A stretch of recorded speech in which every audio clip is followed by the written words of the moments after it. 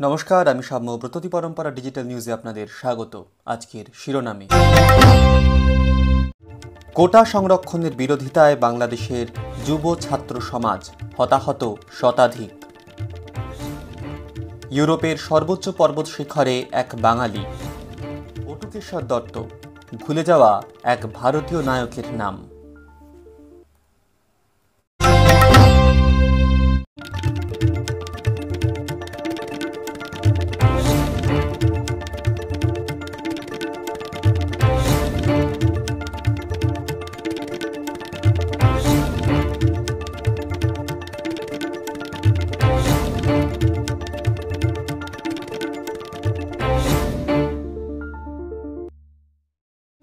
আজকের সংবাদ সংকেত। ৪৬ বছর পর ভারতের পুরাতত্ত্ব সংরক্ষণ বিভাগের পরামর্শে খুলল পুরীর জগন্নাথ মন্দিরের রত্নভাণ্ডার। ১৪ জুলাই রোববার বেলা ১টা ২৮ পবিত্র মুহূর্তে খোলা হয় গোপন কুঠুরির বহির্বিভাগের দরজা। আর চাবি পাওয়া না যাওয়ার জন্য তালা ভেঙে অন্তর্বিভাগ বা অন্দরমহলের দরজাটি খোলা হয় বিকেলে। রত্নভাণ্ডারের গোপন কুঠুরির দরজা সর্বশেষ খোলা হয়েছিল ১৯৭৮ সালে। নীল গ্রহের পরিসর ছাড়িয়ে এবার এআই এর পদার্পণ ঘটল লাল গ্রহেও। নাসা জানিয়েছে যে মঙ্গল গ্রহের বুকে গবেষণার জন্য ব্যবহৃত পার্সিভারেন্স রোভারের সংগ্রহ করা পাথরের পর্যালোচনা করে খনিজের তথ্য সংগ্রহ ও তার তাৎক্ষণিক বিশ্লেষণ করে সঠিক সিদ্ধান্ত নিতে তারা ব্যবহার করছে এআইকেই। কার্বন ফুটপ্রিন্ট কমাতে ও ডিজেল চালিত জাহাজের বিকল্প গড়তে ১৯ জুলাই থেকে বিশ্বের প্রথম হাইড্রোজেন চালিত যাত্রীবাহী ফেরি চালু হলো সান ফ্রান্সিসকোতে। ৬ মাস আপাতত লাগবে না এর কোনো ভাড়া। আসছি বিস্তারিত খবরে। শিক্ষা বা চাকরির ক্ষেত্রে একমাত্র মাপকাঠি হবে মেধা, মেধা এবং মেধা। আসন সংরক্ষণে মুক্তিযোদ্ধা কোটার বিরোধিতা করে এই দাবিতে সপ্তাহ জুড়ে চলছে বাংলাদেশের ছাত্র যুব সমাজ আন্দোলন এবং বিক্ষোভ কর্মসূচি। আর এই আন্দোলনের বিরুদ্ধেই তোপ দেগেছে ছাত্রলীগ এবং পুলিশ প্রশাসন, এবং তাদের জন্য মৃত্যু হয়েছে শতাধিকের। নিহতদের তালিকায় স্কুল পড়ুয়া, কলেজ বিশ্ববিদ্যালয়ের ছাত্রছাত্রী থেকে শুরু করে সংবাদ মাধ্যমের কর্মীরাও রয়েছেন। গোটা বাংলাদেশ জুড়ে বন্ধ করে দেওয়া হয়েছে ইন্টারনেট পরিষেবা। সপ্তাহ জুড়ে বাংলাদেশে সংরক্ষণ বিরোধী ছাত্র আন্দোলন ক্রমশ জটিল আকার ধারণ করেছে। এখনো পর্যন্ত প্রায় ১২০ জনের বেশি মানুষ প্রাণ হারিয়েছেন, আহত হয়েছেন প্রায় ১০০০ খানিকের বেশি।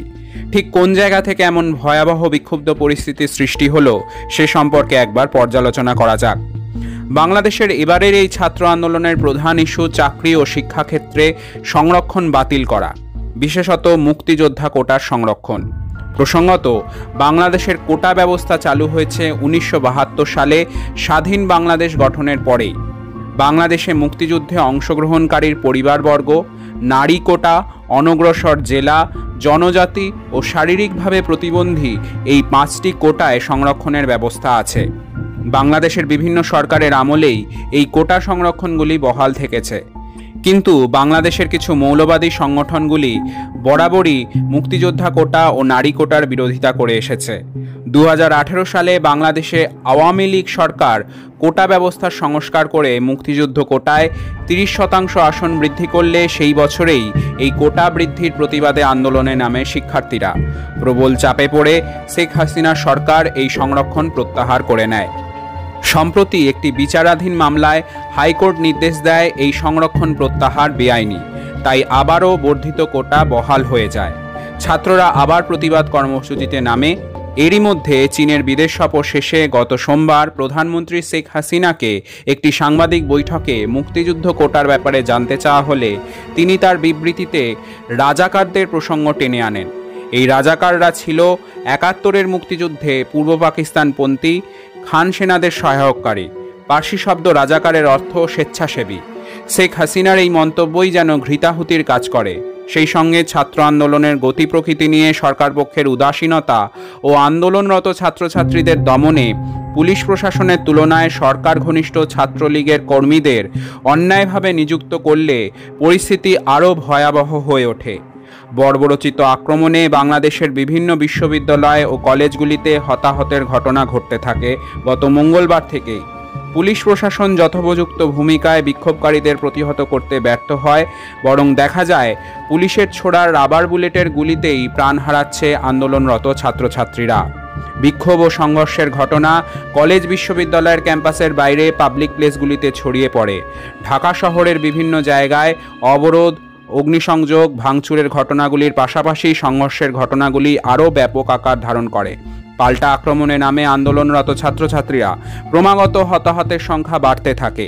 গত বৃহস্পতিবার পর্যন্ত বাংলাদেশের এই বিক্ষুব্ধ পরিস্থিতি এমনটাই ছিল, যা সুষ্ঠুভাবে নিয়ন্ত্রণ করতে ব্যর্থ হয়েছে বাংলাদেশের পুলিশ প্রশাসন। শেখ হাসিনা সরকারের পক্ষ থেকে অবশেষে নরম মনোভাব নিয়ে আন্দোলনকারীদের সাথে আলোচনায় বসার কথা জানালে আন্দোলনকারীরা তা খারিজ করে দেয়। তাদের এই মুহূর্তে দাবি, শহীদ হওয়া ছাত্রদের মৃত্যুর তদন্ত করে দ্রুত দোষীদের শাস্তি দেওয়া ও মুক্তিযুদ্ধ কোটার বাতিল করা। এরপর সরকারের পক্ষ থেকে গত বৃহস্পতিবার রাত পর্যন্ত সমস্ত বাংলাদেশ জুড়ে ইন্টারনেট পরিষেবা বন্ধ করে দেওয়া হয়েছে, এমনকি আইএসডি কল মারফত যোগাযোগ ব্যবস্থাও বিচ্ছিন্ন হয়ে যায়। বর্তমানে সেনাবাহিনী নামিয়ে পরিস্থিতি নিয়ন্ত্রণে আনা হচ্ছে, জারি করা হয়েছে কারফিউ। এই অবস্থায় বাংলাদেশে কর্মরত অস্থায়ীভাবে বসবাসকারী ভারতীয় নাগরিকদের জন্য উদ্বিগ্ন হয়ে পড়েছে এদেশের সরকার। গত শনিবার রাত পর্যন্ত ভারতের বিদেশ মন্ত্রকের উদ্যোগে বাংলাদেশ থেকে 878 জন ভারতীয় ছাত্রছাত্রীদের এদেশে ফিরিয়ে আনা হয়েছে। বিদেশ মন্ত্রকের অনুমান, ঢাকা, চট্টগ্রাম সহ বাংলাদেশের বিভিন্ন বিশ্ববিদ্যালয়ে প্রায় 4000 ভারতীয় ছাত্রছাত্রী রয়েছে। উল্লেখ্য, আজ বাংলাদেশের সুপ্রিম কোর্ট কোটা সংরক্ষণ ইস্যুতে রায়দান করেছে। হাইকোর্টের রায় বাতিল করে সুপ্রিম কোর্টের রায়ে বলা হয়েছে, সরকারি চাকরিতে 93% নিয়োগ হবে শুধুমাত্র মেধার ভিত্তিতে। বাকি 7% মধ্যে 5% সংরক্ষণ থাকছে মুক্তিযোদ্ধা কোটায়।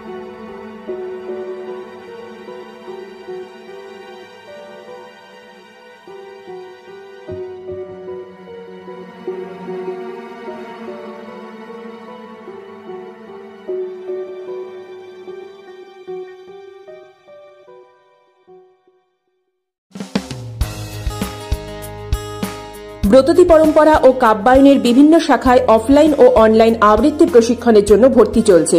কবির রোড, সল্টলেক, বারাকপুর, সোনারপুর, চুঁচুড়া, বেহালা, শ্রীরামপুর, শ্যামবাজার ও শান্তিনিকেতন শাখায় ভর্তির জন্য যোগাযোগ করুন এই নাম্বারগুলিতে।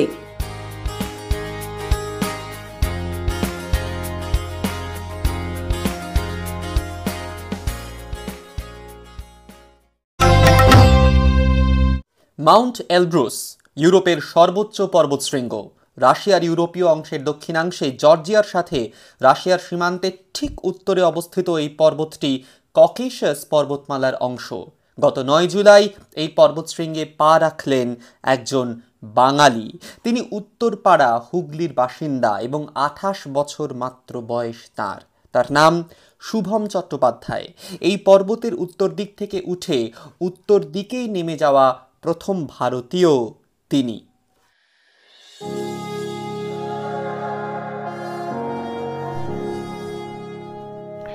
উত্তরপাড়ার চিলড্রেন্স ওন হোমের ছাত্র শুভম চট্টোপাধ্যায় 2012 সালে মাধ্যমিক পরীক্ষা দিয়ে প্রথম গেছিলেন পাহাড় জয়ের পথে।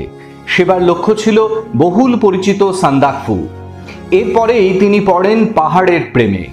অরুণাচল প্রদেশ থেকে করেন বেসিক মাউন্টেনিয়ারিং এর কোর্স। শুরু হয় পায়ে পায়ে হেঁটে চলা বিপদ সংকুল পাহাড়ি বাঁকে। মাউন্ট এলব্রুসের 2টি শৃঙ্গ।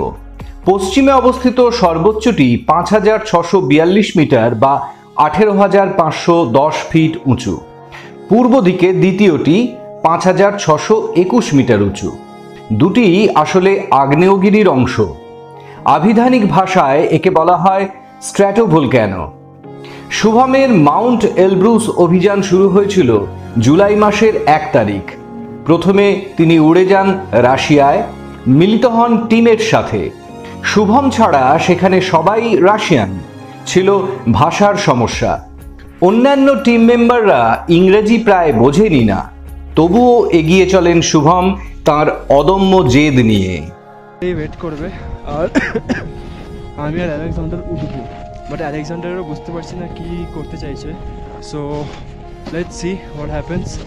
By the way this is saddle এখান থেকে এটা উঠছে ওয়েস্টের দিকে, দেখতেই পাচ্ছেন কতটা স্টিপ ব্যাপারটা, আর এই রাস্তাটা উঠছে ইস্টের দিকে। 8ই জুলাই শুরু হয় শেষ পর্বের অভিযান। পদে পদে মৃত্যু ভয়। বরফে লুকানো বড় বড় ফাটল বা ক্রেভাসগুলো ভালো করে চোখেই পড়ে না। অজান্তে পা দিলেই অতলে তলিয়ে যাওয়ার সম্ভাবনা, সাথে প্রবল বেগে থান্ডারস্টর্ম ও স্নোস্টর্ম। প্রবল ঠান্ডা ও অতিরিক্ত উচ্চতায় কমে আসা অক্সিজেনের সাথে লড়াই প্রতি মুহূর্তে। টানা 18 ঘন্টা পর্বতারোহণ করে 9ই জুলাই মাউন্ট এলব্রুসের মাথায় শুভম গেঁথে দেন ভারতের জাতীয় পতাকা, লেখেন আরও এক বাঙালির বীর গাথা। তবে থেমে থাকা নেই, পরের লক্ষ্য ওসিয়ানিয়া ও অস্ট্রেলিয়ার শৃঙ্গগুলি। ব্রততী পরম্পরার তরফ থেকে এই অসম সাহসী বাঙালি তরুণের জন্য রইল অনেক শুভেচ্ছা। তো ছোট থেকে অ্যাকচুয়ালি আমার ফ্যামিলি ঘুরতে খুব ভালোবাসে, তো 2 বছর বয়স থেকে আমার ঘোরা শুরু। তো ক্লাস 10-এর পর আমি ফার্স্ট এই ট্রেকিং ব্যাপারটা এক্সপিরিয়েন্স করি, এবার তারপর থেকে জিনিসটা এত ভালো লেগে যায়, মানে নেচারের এত কাছ থেকে গাড়ি থেকে বেরিয়ে অ্যাকচুয়াল পাহাড়ের মধ্যে দিয়ে হেঁটে ব্যাপারটা এত ভালো লাগেছে, তারপর থেকে কন্টিনিউ হচ্ছে। 12 বছর হতে চললো। তো ইন্ডিয়া প্রচুর ট্রেক করেছি, তারপর আমি হঠাৎ করে ইচ্ছা হয় যে আমি 7 সামিটস করবো। হঠাৎ করে একদিন কি করবো 7 সামিটস করি। 7 সামিটস মানে হচ্ছে 7টা মহাদেশে সব থেকে উঁচু যে শৃঙ্গ সেগুলো ওঠা। তো দেখলাম যে অনেকেই করেছে, তোর মধ্যে নতুন কিছু নেই। আমি বললাম যে 7টা শৃঙ্গর সাথে সাথে 7টা আগ্নেয়গিরিও অ্যাড করে দিই, আরো ভালো লাগবে। তো তারপর থেকেই জার্নি শুরু। তো কিলিমাঞ্জারো গেলাম, দেখলাম যে ব্যাপারটা খুব ভালো লাগলো, বাইরের দেশে গিয়ে তাদের সাথে মিশে একা গিয়ে তো খুব ভালো লাগলো। তো তারপর থেকেই চালু করে দিলাম। তারপর আমি মাঝখানে মাউন্টেনিয়ারিং এর ট্রেনিং নিলাম অরুণাচল থেকে, যেটা টোটাল ইন্ডিয়া 5টা স্কুল আছে যেটা মাউন্টেনিয়ারিং শেখায়। তো আমি অরুণাচলে নিমাস থেকে অ্যাকচুয়ালি ট্রেনিং নিলাম মাউন্টেনিয়ারিং এর। এবার অ্যাডভান্স নেওয়ার ইচ্ছে আছে পরের বছর। সার্চ করতে করতে দেখলাম যে উত্তর দিকটা খুব কঠিন এবং কোনো ইন্ডিয়ানই আজ পর্যন্ত উত্তর দিক দিয়ে উঠে উত্তর দিকে নামেনি। দেখলাম কেউ যখন করেনি তো আমি নিশ্চয়ই কোনো চ্যালেঞ্জ হবে বড়, তো let's give it a shot. তো ব্যাপারটা হয়ে গেল ভালোভাবে। আমি 1 জুলাই অ্যাকচুয়ালি বাড়ি থেকে বেরিয়েছিলাম, রাত্রে ফ্লাইট ছিল আমার। তো দেন পরদিন পৌঁছালাম রাশিয়াতে। দেন অলরেডি একটা ফ্রিল্যান্সার ছেলের সাথে আমার কথা বলা ছিল, যে অলরেডি এলব্রুসের গাইড। তো সে আমাকে এসে পিক আপ করলো, এন্ড তার সাথেই আমি লোকাল মার্কেট থেকে যা যা নেওয়া সবকিছু করলাম। দেন করার পর নেক্সট দিন থেকে আমাদের জার্নি স্টার্ট। তো আমার তো টেনশন ছিল একটা, যে কাউকে চিনি না, কি হবে, সবার সাথে ম্যাচ করতে পারবো কিনা। বাট সবাই প্রচন্ড ভালো ছিল। 3টে রাশিয়ান ছিল আমার গ্রুপে, আর আমি একটা ইন্ডিয়ান। আর মাউন্টেন টার্মিনোলজি হচ্ছে সবই ইংলিশ ওয়ার্ড, তো ওখানে রাশিয়ান বাংলা এর কোনো জায়গা নেই। হেল্প মানে হেল্প, ক্রিভাস মানে ক্রিভাস, রোপ মানে রোপ। তো এগুলো আমাদের সবাইকেই জানতে হবে কম বেশি। তো সেটা করেই আর কি আমরা প্ল্যান করেছিলাম অ্যাকচুয়ালি 7th নাইটে উঠবো, 8 তারিখে সামিট। বাট আমাদের তুষার ঝড় চলে আসে। তো স্নো স্টর্মের জন্য আমাদের মানে থান্ডারস্টর্ম স্নো স্টর্ম একসাথে চলে, তো আমরা একদিন পিছাই আমাদের প্ল্যানটা। তাও আমরা 8 তারিখ রাতে যখন উঠছিলাম তখনও বিভৎস, মানে সে হরিবল একটা হাওয়া দিচ্ছিল আমাদের, বরফ একদিকে মুখে মারছিল, একদিক দিয়ে উঠছিলাম একদিকে মুখে মারছিল, একদিকটা পরিষ্কার ছিল। এই করতে করতে আমাদের সব স্কিন উঠে গেছিল, ওরা ফর্সা, ওদের লাল হয়ে গেছিল, আমার কালো হয়ে গেছিল। তো 9 তারিখ সকাল থেকে আবহাওয়া ক্লিয়ার হয়। দেন 9 তারিখ সকালে আমরা সাবমিট করে দেন 9 তারিখ দুপুর বেলার মধ্যে নেমে আসি। টোটাল আমাদের 18 ঘন্টার ক্লাইম্ব ছিল এটা, খুবই স্ট্রেনাস ছিল, বাট সবাই আমরা পেরেছি। আর নেক্সট প্ল্যান আপাতত ওশিয়ানিয়া আর কাস্টেন্স পিরামিড। বাট আমি শুনছি যে পাপুয়া আইল্যান্ডে একটু ঝামেলা হচ্ছে, আদিবাসীদের ওখানকার লোকাল মিলিটারি মারধর করেছে দেখে। তো লেটস সি, যদি ওটা হয়ে যায় তো ওটাই, না হলে অস্ট্রেলিয়া হয়তো।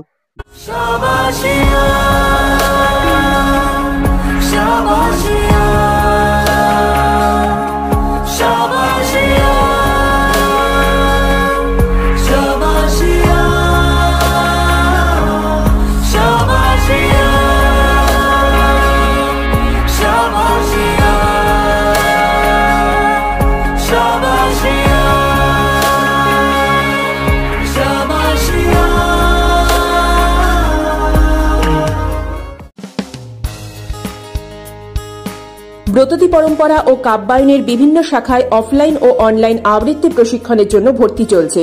কবির রোড, সল্টলেক, বারাকপুর, সোনারপুর, চুঁচুড়া, বেহালা, শ্রীরামপুর, শ্যামবাজার ও শান্তিনিকেতন শাখায় ভর্তির জন্য যোগাযোগ করুন এই নাম্বারগুলিতে।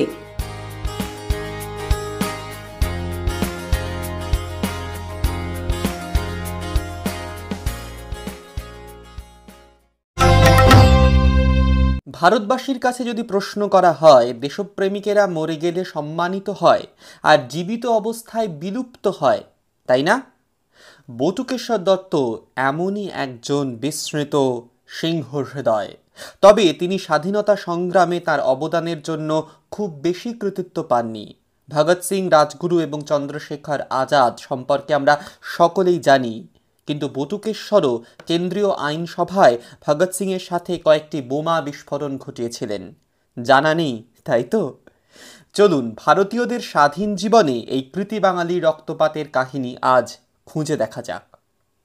ভগৎ সিং এবং বটুকেশ্বর দত্ত ইনকলাব জিন্দাবাদ স্লোগান দিতে দিতে কেন্দ্রীয় বিধানসভার করিডোরে একটি অঘাতক বোমা নিক্ষেপ করেছিলেন। কে এই বটুকেশ্বর দত্ত? জানা নেই হয়তো, তাই না?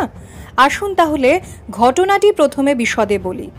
দেশে ভগৎ সিং এর মতো বিপ্লবীদের উত্থানকে দমন করার জন্য British Sarkar defence of India act 1915 কার্যকর করার সিদ্ধান্ত নেয়, যা পুলিশকে আরও ক্ষমতা দেয়। এর প্রতিবাদে ভগৎ সিং কেন্দ্রীয় আইনসভার ভিতরে একটি বোমা বিস্ফোরণের পরিকল্পনার প্রস্তাব দিয়েছিলেন। প্রাথমিকভাবে সিদ্ধান্ত নেওয়া হয়েছিল যে বটুকেশ্বর দত্ত এবং সুখদেব বোমাটি স্থাপন করবেন, যদিও পরে পরিকল্পনা পরিবর্তন করা হয়। তিনি দত্তকে বোমা রাখার দায়িত্ব দেন। 1929 সালের 8 এপ্রিল সিং এবং দত্ত ভিজিটার্স গ্যালারি থেকে ছুটে এসে সমাবেশের ভিতরে দুটি বোমা নিক্ষেপ করেন। বোমার ধোঁয়া হল ভর্তি হয়ে গেলে তারা ইনকলাব জিন্দাবাদ স্লোগান দিতে থাকেন। বর্ধমান জেলার খণ্ডঘোষ থানার ওয়ারি গ্রামের ছেলে বটুকেশ্বর দত্ত 1924 থেকেই ভগৎ সিং এর দলে। শিখলেন বোমা বানানো। সান্ডার্স হত্যার পর বটুকেশ্বর আত্মগোপন করলেন নিজের গ্রামে। পুলিশি হানার আগেই গ্রাম ছাড়লেন, কিন্তু বোমা নিক্ষেপের ঘটনায় ছাড়া পেলেন না। যাবজ্জীবন কারাদণ্ডে বটুকেশ্বরকে পাঠানো হলো আন্দামানে। ভগৎ সিং এবং বটুকেশ্বর দত্ত উভয়ে একই সময়ে বিপ্লবী দলে যোগ দেন। কানপুরে সময় কাটানোর সময় তাদের মধ্যে বন্ধুত্ব বেড়ে যায় এবং দুজনেই একসময় তরুণ সংঘের অংশ হতে স্বেচ্ছাসেবক হয়েছিলেন। দত্ত লিখেছেন, আমাদের দুজনকেই একসঙ্গে দায়িত্ব দেওয়া হয়েছে।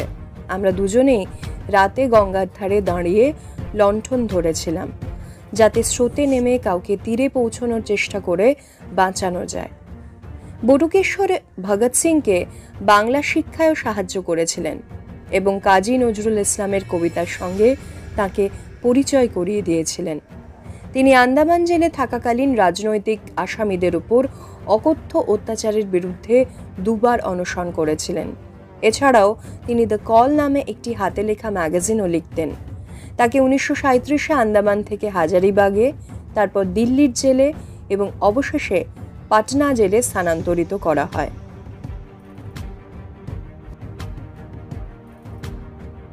অবশেষে 1938-এ তাঁকে মুক্তি দেওয়া হয়, কারণ অমানবিক অত্যাচারের ফলে ক্রমশ তাঁর স্বাস্থ্যের অবনতি ঘটতে থাকে। দত্তকে এই শর্তে মুক্তি দেওয়া হয়েছিল যে তিনি কোনো ধরনের সহিংস রাজনৈতিক কার্যকলাপে অংশ নেবেন না বা সহিংসতা স্বীকার করে এমন কোনো রাজনৈতিক সংগঠনের সঙ্গে যুক্ত হবেন না। মহাত্মা গান্ধী সহ অন্যান্য আইএনসি নেতারা তাঁর মুক্তিতে গুরুত্বপূর্ণ ভূমিকা পালন করেছিলেন। আংশিক সুস্থ হওয়ার পরে তাঁর বৈপ্লবিক কাজকর্ম কিন্তু চলতে থাকে। বটুকেশ্বর দত্ত পরবর্তীতে 1942-এ ভারত ছাড়ো আন্দোলনেও অংশ নেন এবং শেষমেশ স্বাধীনতার পরে তিনি মুক্তি পান। তারপর ফিরে এসে 1947-এর নভেম্বরে তিনি অঞ্জলিকে বিয়ে করেন। এটা দুঃখজনক হলেও সত্যি, স্বাধীন ভারত তাকে কোনো স্বীকৃতি দেয়নি এবং তিনিও তার অবশিষ্ট জীবন রাজনৈতিক লাইমলাইট থেকে দূরে কাটিয়েছিলেন, একজন বিস্মৃত নায়ক রূপে। দীর্ঘ অসুস্থতার পর 1965-এর 20 জুলাই দিল্লির এইমসে মারা যান। তাকে পাঞ্জাবের ফিরোজপুরের হুসাইনিওয়ালার কাছে দাহ করা হয়েছিল। ঠিক একই জায়গায় কিছু বছর আগে কমরেড ভগৎ সিং, রাজগুরু এবং সুখদেবকেও দাহ করা হয়। বটুকেশ্বর দত্তকে নিয়ে লেখা তমাল দত্তের একটি কবিতা বিপ্লবী যখন পাউরুটি ব্যাচের কয়েকটি লাইন মনে পড়ে যায়। অর্থকষ্ট, অসহায়, অবহেলিত আত্মপরিচয়ের গ্লানি উদাহরণ রেখে যায় এই বীর সেনানী। লিখে রাখে ভারতে প্রথম উচ্চারিত সেই বাণী, ইনকলাব জিন্দাবাদ, সেই বৈপ্লবিক কাহিনী। আজকের সংবাদ এ পর্যন্তই। চোখ রাখুন ব্রততী পরম্পরার ইউটিউব চ্যানেল এবং ফেসবুক পেজে।